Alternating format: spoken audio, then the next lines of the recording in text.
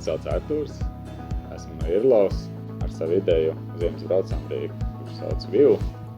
Startēju konkursā, kur diezgan veiksmīgi izdevās arī tur viņu finišēt.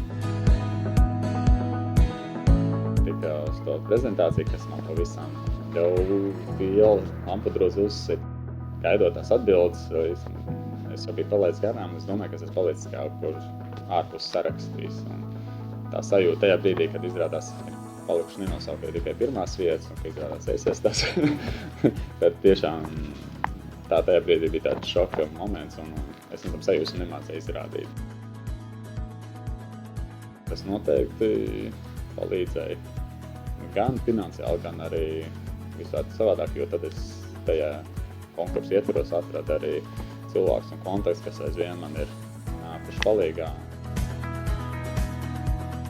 Tagad es esmu iesaistījies ļoti daudz projektos, esmu aizņēmies daudz naudas un esmu diezgan jau uz tās īstā viļņa, kur jau ir tā sajūta, ka prieks ir ik pa brīdim un reizē viņš pāriet lielos stresos un sajūtas ir ļoti, ļoti dalītas.